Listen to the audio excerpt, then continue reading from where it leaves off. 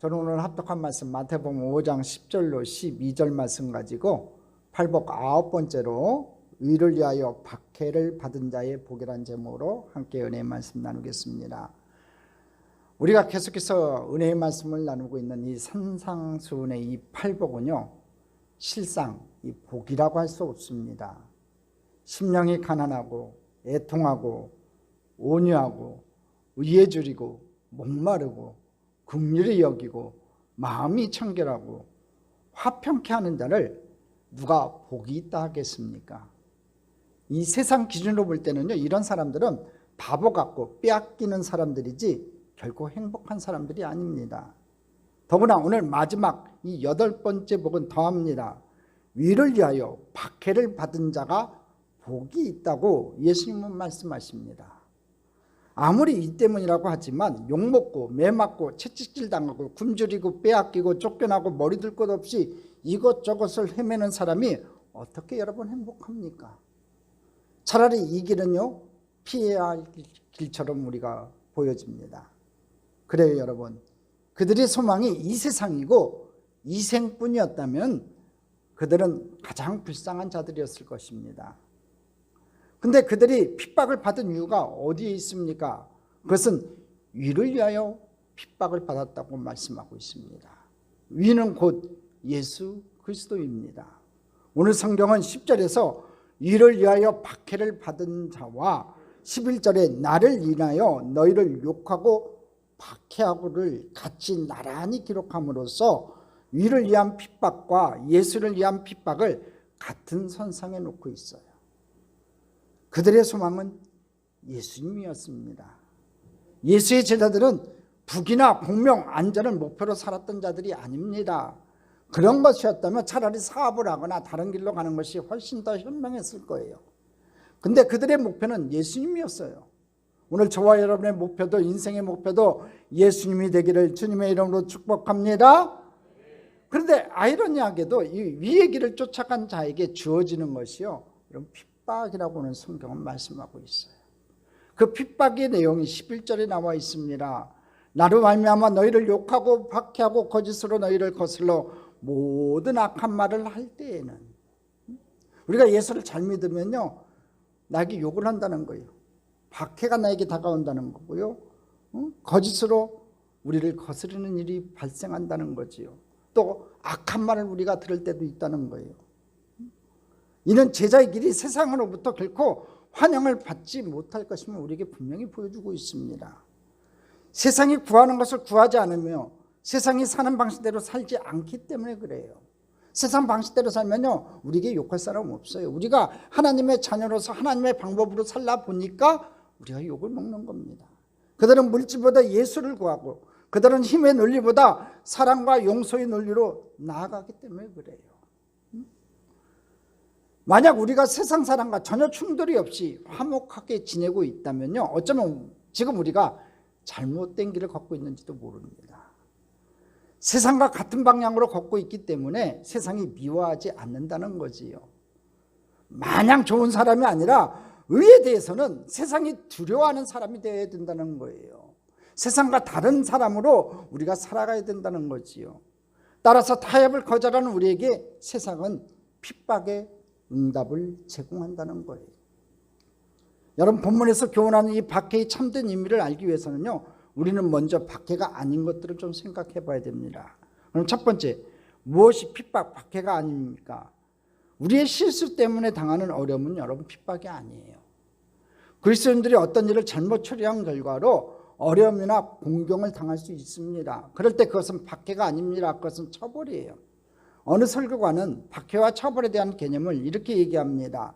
핍박이란 좋은 일을 한 것에 대해서 나쁜 사람에게 받는 것이고, 처벌은 나쁜 일을 한 것에 대해서 좋은 사람으로부터 받는 거래요. 그래요, 우리가 하나님의 일을 하다 보면요, 좋은 일을 하게 돼요. 예수 그리스도의 복음을 전하는 거 얼마나 좋은 일입니까? 예수 믿지 않는 사람들에게 예수님이 나의 구세주가 됩니다, 여러분을 구원하실 분은 예수님밖에 없습니다, 그 말을 하면요, 세상에서 다가오는 건 핍박밖에 없어요. 나쁜 사람들이죠. 예수 믿지 않으니까 제약된 사람들이 우리를 향해서, 위인들을 향해서 막 핍박을 가하는 거지요. 근데 처벌은요, 내가 나쁜 일을 했기 때문에 좋은 사람들로부터 받는 거예요. 우리는 종종 우리가 받고 있는 것이 쳐버림에도 불구하고 그것을 핍박으로 간주하려고 합니다.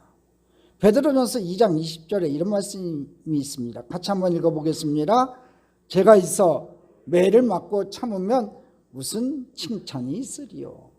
죄를 범해가지고 매를 맞고 참으면 그게 무슨 칭찬이 있냐고 베드로 사도는 얘기해요. 그래서 이 베드로전서 4장 15절에 이렇게 얘기합니다. 너희 중에 누구든지 살인이나 도둑질이나 악행이나 남의 일을 간섭하는 자로 고난을 받지 말려니와. 남의 일을 간섭한다든지 죄를 범한다든지 하여서 당하는 어려움은요 핍박이 아니라는 거죠. 그런 일을 하지 말라는 겁니다. 자, 두 번째, 그럼 진정한 핍박, 박해는 무엇입니까? 성경에서 위를 위해서 받는 핍박이란 주님을 위해서 받는 핍박이에요. 성경은 예수님이 바로 우리의 위로움이 되셨다고 선포했어요. 고린도전서 1장 30절입니다. 같이 읽겠습니다.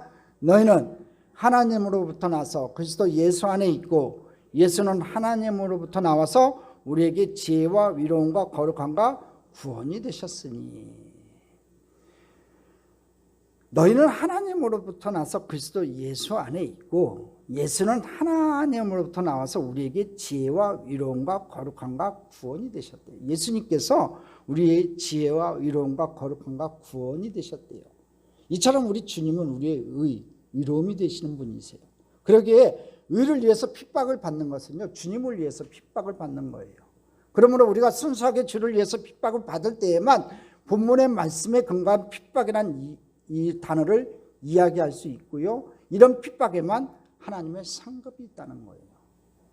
우리와 주님과의 관계, 그리고 우리가 주를 믿고 살아가는 이 삶의 질로 인하여 받는 핍박이 성경이 말씀하는 핍박이에요. 우리가 진짜 세상에 나가서 살 때요, 진짜 예수님 말씀하신 대로 우리가 살라고 하면요, 그 삶의 질이 바뀌거든요. 욕하던 사람이 입속에서 거룩한 말이 나오고, 술, 담배 하던 사람이 그것을 끊게 되고, 진짜 세상적인 방법이 아닌 하나님의 방법으로 살다 보면은 삶의 질이 바뀌어요.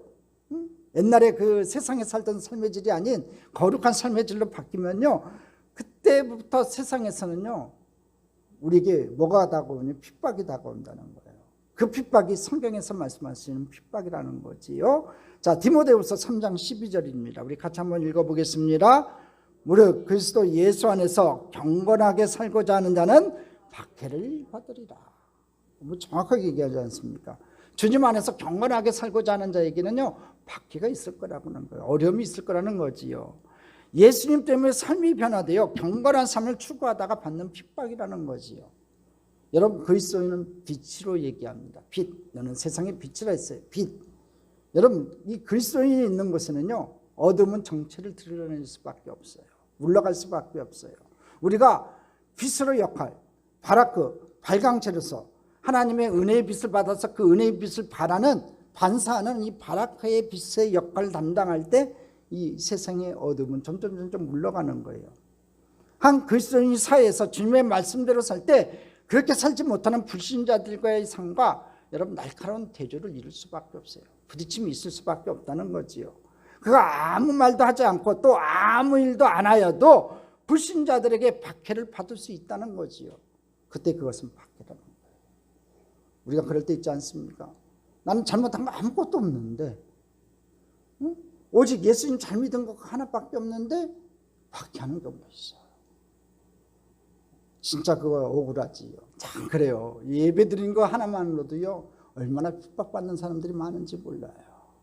우리 교회 안에서도 마찬가지입니다. 교회 안에서 우리 신앙생활을 갖는다고 하고 그것 때문에 우리가 핍박받는 경우가 얼마나 많은지 모릅니다. 아무것도 아닌 것 같은데 그런 핍박들이 오늘 성경에서 얘기하는 이 박해라는 거지요. 그런 뜻에서 보면 이 그리스도적인 삶을 수용할 수 없는 세상은요 그리스도와 그리스도께 속한 삶을 살아가는 모든 사람을 박해해 왔어요. 지금까지요. 교회 사는 여러분, 교회의 역사는요 박해의 피 어린 역사입니다. 세속사는 곧 그리스도인들을 박해한 역사였어요. 성경에 나타난 하나님의 백성들의 역사가 이것을 보여준다는 거지요. 가인에 의해 박해를 받아 죽었던 첫 순교자 아벨에서부터 하나님의 백성들의 삶이 시작됐어요. 애굽에서 타협보다도 광야의 고난을 선택했던 여러분 모세를 한번 생각해 보십시오.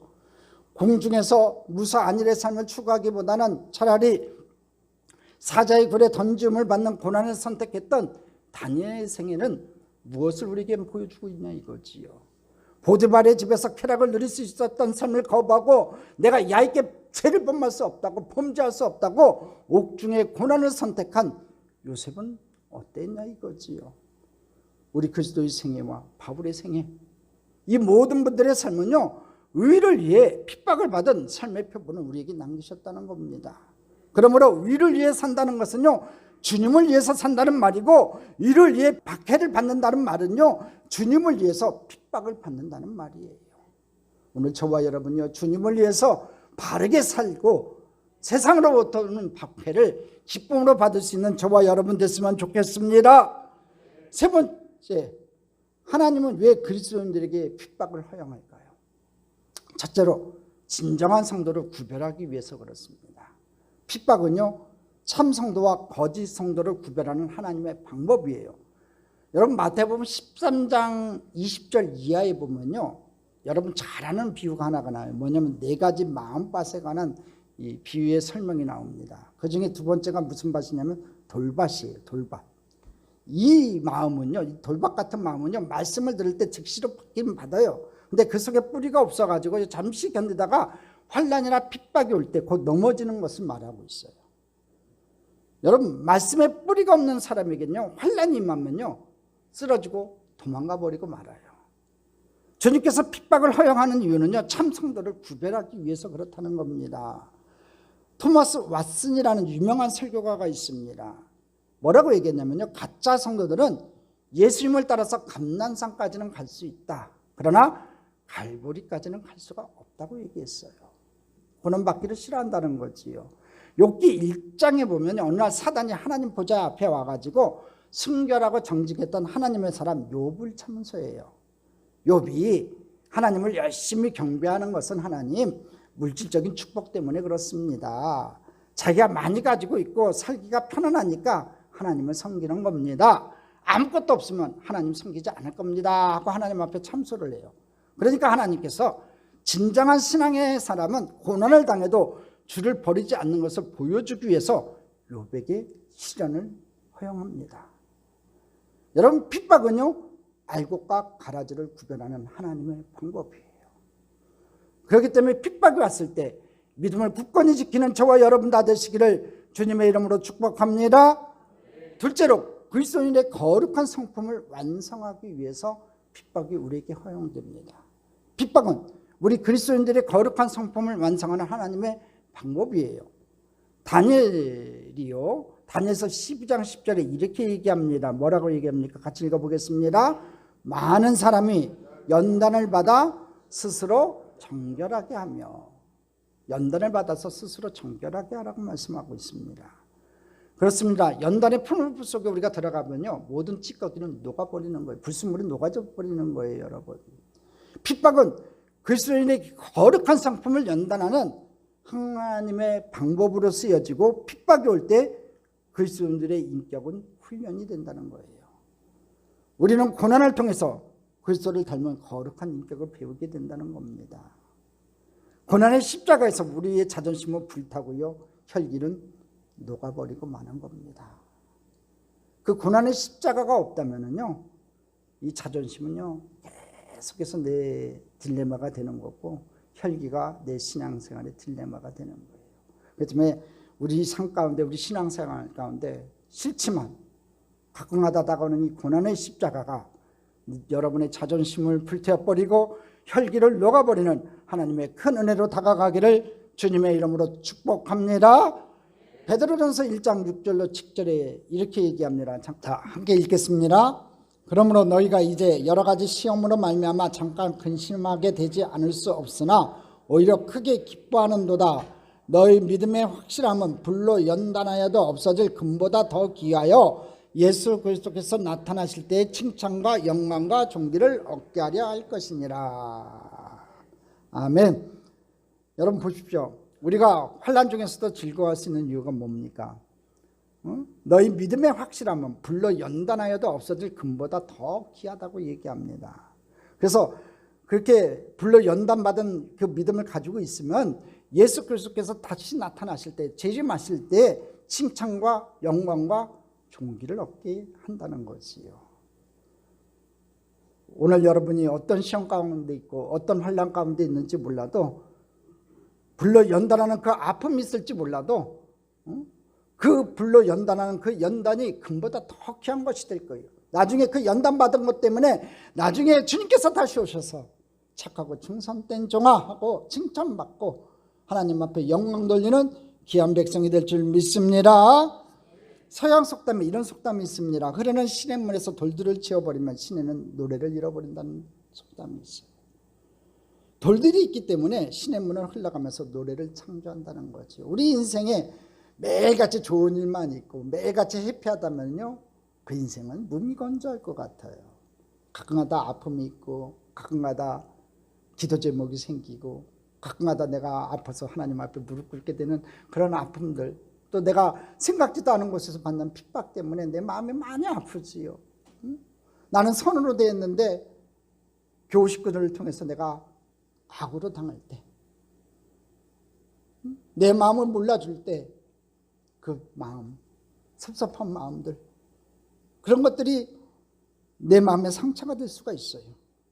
근데 중요한 게 있어요. 그런 것들조차도 하나님께서 내가 더 하나님 앞에 무릎 꿇게 하시고 하나님의 거룩한 인격으로 바꿔가게 하는 하나님의 방법이라는 것을 깨닫고, 우리가 그 거룩한 인격, 그 예수 그리스도를 닮아가는 그 거룩한 인격으로 바뀌어가는 저와 여러분 됐으면 좋겠습니다. 고난이 있기 때문에 우리 그리스도인들은 이 고난의 아픔의 예수를 통해서 거룩한 인격을 완성해 간다는 거지요. 시편 기자는 이 비밀을 알았어요. 그래서 시편 119편 67절에 뭐라고 고백합니까? 고난당하기 전에는 내가 그릇 행하였더니 이제는 주의 말씀을 지키나이다. 내가 고난당하기 전에는 내 마음대로 했대요. 근데 내가 고난당하고 나서는 이제 주의 말씀을 지킨다고 고백해요. 또 시편 119편 71절에 이렇게 얘기합니다.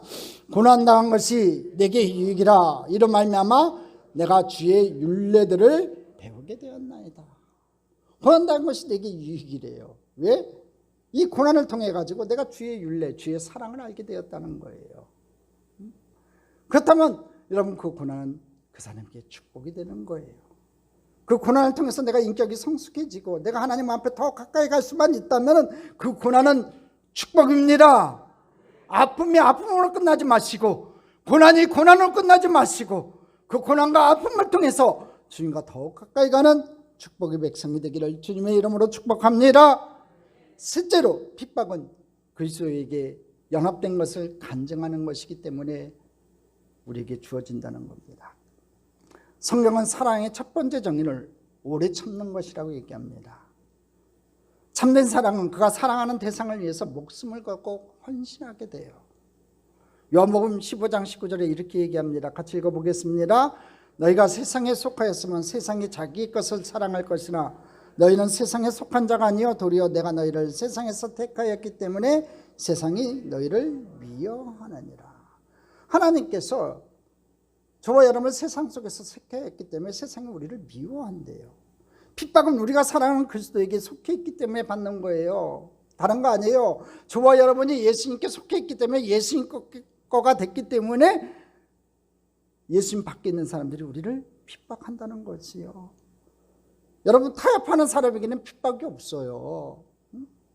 세상은 타협하는 성도를 쌍스러들어 환영해요. 웰컴 웰컴 그래요. 그러나 이런 사람의 생애를 통해서 하나님의 역사는 나타나지 않는다는 거예요. 초대교회에요, 여러분 침례를 받을 때 이 침례는요 많은 불신자들이 보는 가운데서 행해졌어요. 믿는 사람들끼리만 모여갖고 침례를 하는 게 아니라 안 믿는 사람들이 보는 가운데서 이 침례를 행했어요. 물침례를 얘기하는 거예요. 그가 침례를 받는 순간 사람들이 이렇게 말을 했습니다. 뭐라고 얘기했냐면, 저 사람도 이제 그리스도인이 되었구나. 그리스도인이 되었구나. 응? 그때부터 그에게는 박해가 찾아오는 거예요. 그러나 그 사람은요 침례를 받은 사람은요, 핍박을 받을 망정 그리스도를 믿고 죄에 대해서 죽고 그리스도 안에서 새로운 사람이 되었다는 이 영광스러운 변화를 간증하기를 원했어요. 여러분, 침례 받는다는 건요, 핍박받는 거였어요. 그리스도인으로 딱 징표가 지어지기 때문에 야, 저 사람 그리스도인이다 이렇게 칭해지는 그 순간부터 그 사람에게 다가오는 건요, 여러분, 영광이 아니었어요. 핍박이었어요. 그럼에도 불구하고 그것을 기쁨으로 받았다는 거예요. 내가 그리스도인이 되었다, 내가 하나님의 영광을 위해서 내가 변화된 삶을 살겠다고 선포하는 거예요. 그러니까 저와 여러분요, 좋은 시대에 예수 믿는 겁니다. 여러분 침례 받을 때 얼마나 주변에서 축하해 줍니까? 근데요, 옛날에 우리 초대교회 성도들은 그렇지 않았다는 것이요. 이것은 그들이 주님의 사람인 것을 세상을 향해 선포하는 영광스러운 선교적 기회였음을 고백하는 확신이 있었기 때문에 그래요. 넷째로, 핍박은 주님을 체험하는 계기를 제공하기 때문에 그래요. 다니엘서 3장에 보면 우리는 사드락과 메삭과 아벳느고의 이야기를 봅니다. 너무 잘 아는 내용이지요.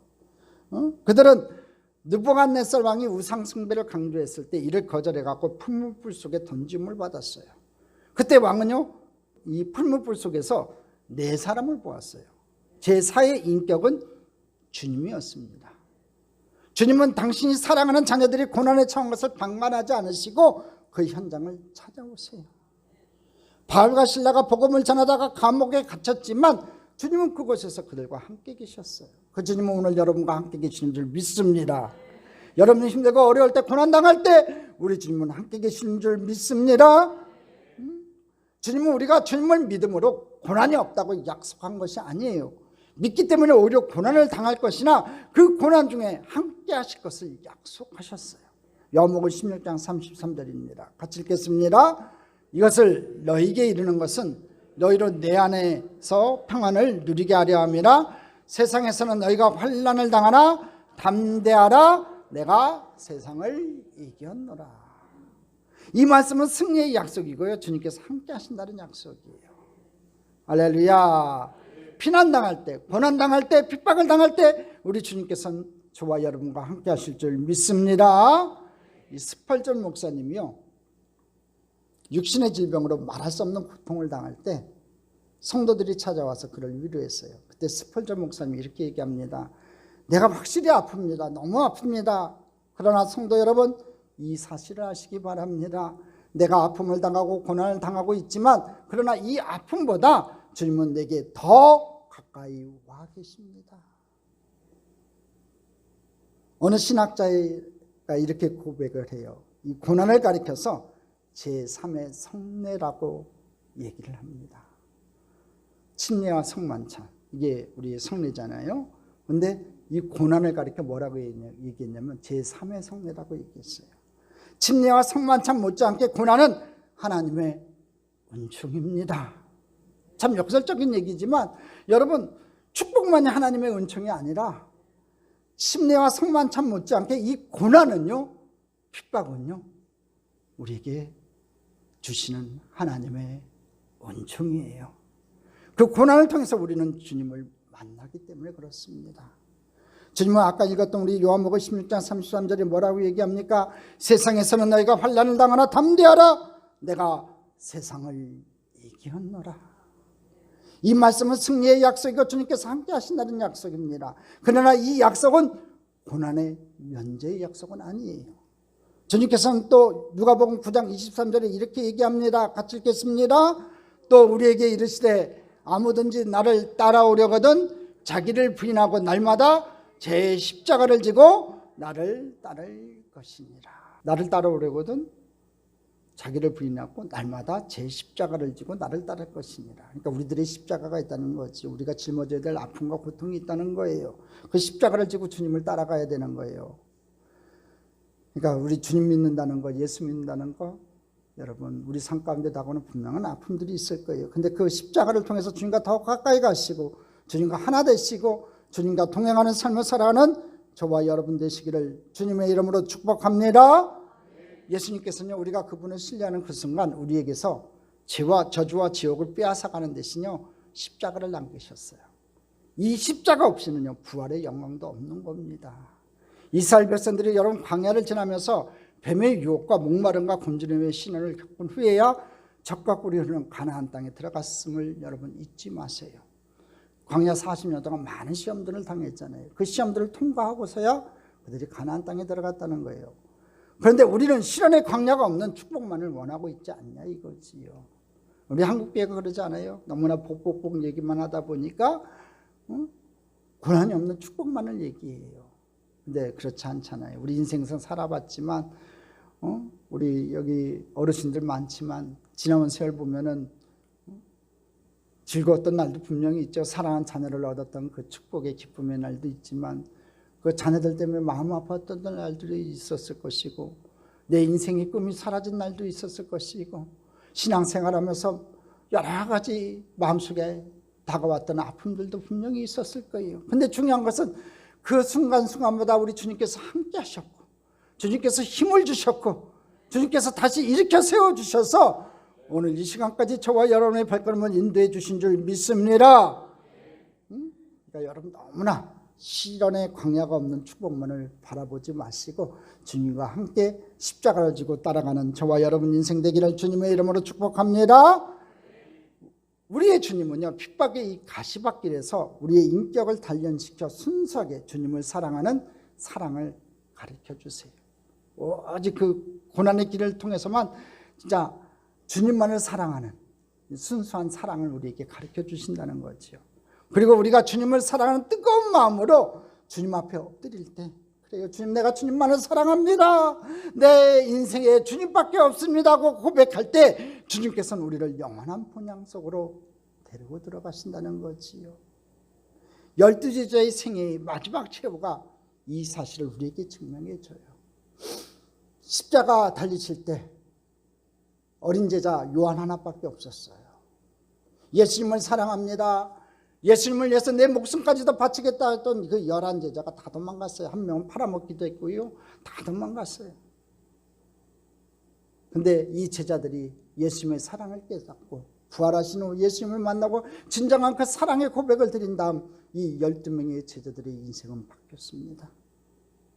고난당했죠. 핍박당했어요. 다 순교당했어요. 근데 순교당했지만 이 땅에선 순교당했지만 그들의 영혼은 하나님께서 저 영원한 천국 예수님의 우편에 앉게 하시고 그들을 천국으로 인도하신 줄 믿습니다. 수제자 베드로 보십시오. 노마에서 십자가에서 거꾸로 매달려 죽었어요. 마가는요, 알렉산드리아에서 기도하며 순교했습니다. 빌립은 소아시아에서 십자가에 달려 죽었습니다. 바돌로메는 인도에서 몸의 가죽을 벗기는 죽임을 당했습니다. 도마는 인도에서 나는 예배한다 예배한다 소리치며 순교당했습니다. 마태는 에디오피아에서 창에 찔려 순교를 당했습니다. 마띠아는 예루살렘에서 돌 판매질을 맞고 쓰러진 후 목베임을 당했습니다. 안드레는 에데사에서 십자가에 못 박혀 순교당했습니다. 누가는 헬라에서 감람나무에 매달려 죽임을 당했습니다. 바울은 로마에서 칼에 목이 떨어지면서도 예수 예수 부르다가 죽어갔습니다. 사도 요한은 100살까지 온갖 시련을 겪다가 죽어간 살아있는 순교자였습니다. 초대교회 순교의 시대에 유명한 교부였던 터틀리아는 뭐라고 얘기하면 순교자의 피는 교회의 씨앗이 된다고 얘기합니다. 실제 핍박이 심했던 곳에서 마치 씨를 뿌린 것처럼 교회는 더 왕성하게 자랐어요. 이 12제자의 순교가 있었기 때문에 이 기독교가 다시 한번 불타오를 수 있었다는 거지요. 이 기독교의 역사는 여러분 피밭에 세워진 교회예요. 이 한국교회도 마찬가지입니다. 이 한국교회에 순교의 핏밭이 없었다면 이 한국교회는 서 있을 수가 없어요. 우리 그리스도인들이 이 시련의 광야를 통과하지 않고 적과 꿀이 흐르는 땅을 탐한다면 그것은 이기적인 삶이 된다는 거예요. 우리 선배들이 그렇게 살지 않았는데 우리가 너무나 적과 꿀이 흐르는 땅만 바라보고 있다면 그 기복적인 신앙이 된다는 겁니다. 우리가 하나님 나라에 들어가려면 많은 환난을 우리가 겪어야 되는 거예요. 다시 주님의 말씀 한번 들어보기를 원합니다. 본문 말씀 10절입니다. 같이 읽겠습니다. 위를 위하여 박해를 받는 자는 복이 있나니 천국이 그들의 것입니다. 위를 위하여, 하나님을 위하여, 주님을 위하여 박해를 받은 자는 복이 있나니 천국이 그들의 것입니다. 이 땅에서 우리가 주님을 위해서 박해를 받을 때 분명히 하나님께서 예비하신 천국에 우리의 자리를 예비해 놓으시고 그 길로 우리를 인도해 주실 줄 믿습니다. 네 번째, 하나님의 보상, 축복을 한번 살펴보겠습니다. 10절에 뭐라고 했어요? 방금 전에 천국이 그들의 것임이라 했습니다. 본문의 말씀에 나타난 천국에 관해서 두 가지 차원으로 말할 수 있어요. 첫째가 뭐냐면요, 현재적으로 이해할 수 있어요. 이 천국을요, 주님은 이들이 복이 있다고 말씀하시면서 천국이 그들의 것이라고 분명히 말씀하셨죠. 여러분, 천국이 그들의 것이라고 말할 때 이 동사는요, 현재형을 사용하고 있어요. 미래에 주어질 약속이 아니고 현재 주어지는 약속이라는 거예요. 하나님께서 우리를 통치하시며 고난을 당할 때 그 고난의 현장 속에서 주님은 우리와 함께 하신다는 거예요. 그런 점에서 고난은 우리에게 승리를 가져다주고 하나님이 우리와 함께하는 삶을 약속하셨다는 거지. 고난당하면 나 혼자 당하는 게 아니야. 함께 하셔가지고 우리 주님께서 그 고난 중에 우리를 지켜주시고 인도하시고 승리케 하는 삶을 살게 하실 줄 믿습니다. 천국은 곧 주님의 인재, 그와 함께 하심을 뜻하기 때문에 그래요. 또 하나는 이 본문, 이 천국이 그들의 것임이라고 했을 때 이 본문은요, 나아가서 천국의 놀라운 보상을 약속한다는 거예요. 성경 분명히 얘기합니다. 기뻐하고 즐거워하라, 하늘에서 너희의 상급이 큽니다, 이렇게 말씀하고 있어요. 여러분, 어떻게 고난과 핍박 속에서 기뻐하고 즐거워할 수 있어요? 분명히 오늘 고난과 핍박 속에서도 기뻐하고 즐거워하라고 하잖아요. 하늘에서 너희의 상급이 큼이라, 이 말씀을 기억하세요.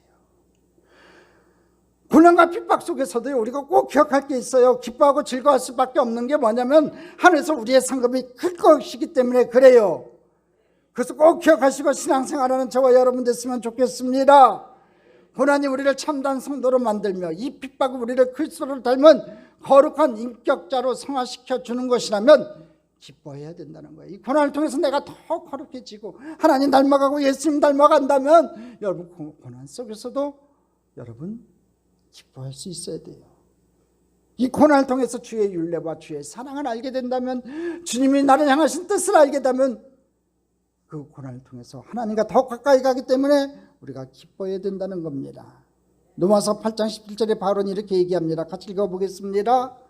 자녀이면 또한 산속자, 곧 하나님의 상속자요 그리스도와 함께한 산속자니 우리가 그와 함께 영광을 받게 하여 고난도 함께 받아야 할 것이니라. 영광을 받기 위해서, 함께 영광을 받기 위해서는 고난도 함께 받아야 된다고 바울은 얘기합니다. 여러분, 고난의 사람 바울은요, 그는 40에 하나 감한 매를 5번 맞았어요. 5번. 이 40번을 친다는 얘기는요, 죽이겠다는 얘기예요. 그렇기 때문에 40에 한 번 감한 매를, 그러니까 40을 절대로 안 쳐요. 로마 사람들 형벌을 칠 때도요. 39번만 쳐요. 그걸 몇 번 맞았냐면 5번이나 맞았대요. 야, 이 39번만 치지. 그것도 모자라갖고 5번이나 맞았으니 너 죽으란 얘기보다 더한 얘기죠. 안 그래요? 40대 치면 죽으란 얘기니까 안 치는 사람들이, 그렇게 버부장한 사람이 39번 친 것을 5번이나 쳤던 얘기는 바울을 죽이겠다고 친 거예요, 여러분. 죽기까지 간 거죠. 이 매를 맞고. 또 여러 가지 위험과 굶주림을 겪었으며 말할 수 없는 어려움을 겪은 사람으로서 이렇게 고백해요. 노아서 8장 18절이에요. 같이 읽어보겠습니다. 생각하건대 현재의 고난은 장차 우리에게 나타날 영광과 비교할 수 없도다. 현재의 고난은 장차 우리에게 나타날 영광과 비교할 수 없대요. 그걸 바라봤기 때문에 바울이 그 고난, 극한 고난 속에서도 참고 인내할 수 있었다는 거지요. 여러분, 소아시아 7교회 가운데 가장 극심한 박해와 고난을 당한 서머나 교회를 향해서 성령은 이렇게 말씀하세요. 계시록 2장 10절이에요. 같이 읽어보겠습니다. 내가 죽도록 충성하라, 그래야면 내가 생명의 관을 내게 주리라. 죽도록 충성하래요. 그러면 내가 생명의 관을 내게 주리라고 했어요. 오늘 저와 여러분이 받는 이 고난을 통해서 마지막 날 주님 앞에 서는 그날 생명의 면류관을 받는 축복의 백성이 되기를 주님의 이름으로 축복합니다. 2세기 중엽에요. 이 사도 요한의 제자 폴리갑이라는 이 교부가 있었습니다. 이 폴리갑이 그리스도를 믿는다는 이유로 재판장에 서게 됐습니다. 재판관은 만약 폴리갑이 황제를 두고 맹세하고 그리스도를 저주하면 석방하겠다고 약속했어요. 그러자 폴리갑은 이렇게 대답합니다. 내가 86년 동안 그를 섬겼으나 나를 한번 저버리신 일이 없다. 어떻게 나를 구원하신 나의 왕을 저주할 수 있겠는가 하고 거부했어요. 역사가 필립 샤프는 폴리갑의 최후 장면을 이렇게 묘사합니다. 처형자들은 그를 채찍으로 몹시 때렸으며 마침내 불태웠다. 신체의 극히 내부에 있는 내장까지 환하게 드러났다. 처형자들은 미처 타지 못했던 신체를 창고대에 걸어놓고 야수의 밥에 던져버리고 말았다. 아주 처참하게 처형당한 거지요. 우리보다 앞서간 이 신앙의 선배들이 이 길을 걸었다면 우리는 삶 속의 작은 고난을 왜 승리하지 못할까요? 초대교회 믿음의 선배들이 오직 예수님 믿는다는 그 한마디 때문에 끓는 기름가마 속에 풍덩풍덩 들어가야 됐고, 울부짖는 굶주린 사자굴에 던져줬음에도 불구하고 찬양하면서도 그 굴에 던져졌던 그 믿음의 선배들이 그 믿음의 길을 걸었다면 우리는 지금 현재 내 삶의 작은 고난을 왜 승리하지 못할까요? 세상은 타협할 성도들을 환영할 채비를 차리고 있어요. 그러나 하늘나라는 위를 위해서 박해를 받고 있는 성도를 환영할 채비를 차리고 있다는 거예요. 여러분은 어느 편에 속하세요? 천국 백성이요? 세상 백성이요? 천국을 바라보고 있다면 오늘 내 삶 가운데 다가온 작은 아픔, 고통 밖에도 믿음으로 승리하는 저와 여러분 되기를 간절히 소망합니다. 마태복음 5장 12절에 분명히 얘기합니다. 기뻐하고 즐거워하라. 하늘에서 너희 상이 큽니다. 이 말씀은요, 제자들이 어떤 존재인지 분명히 드러내고 있는 말씀이에요. 기뻐하고 즐거워하라. 하늘에서 너희 상이 큽니다. 그들이 원하는 것은 세상이 아니었어요. 그들이 받을 것은 세상의 상급이 아니었어요. 우리는 영원한 나라를 바라보며 나가는 사람들이라는 거지요. 우리 믿음의 선배들이 그랬던 것처럼 저와 여러분도 마찬가지로 여러분 세상이 아니에요. 우리가 바라는 것은 세상이 아니고요. 우리가 받을 것은 세상의 상급이 아닌 거예요. 우리는 영원한 나라를 천국을 바라보며 나가는 사람들이라는 거지요. 근데 중요한 게 있어요. 이 세상에서 많이 버리고 비운 만큼 하늘에서 받을 것은 더 커지고 많다는 거예요. 그리스도의 제자의 길을 걸어가며 위에 핍박을 받으며 그 천국을 소유하는 축복의 귀한 백성들 다 되시기를 주님의 이름으로 축복합니다. 축복합니다. 축복합니다.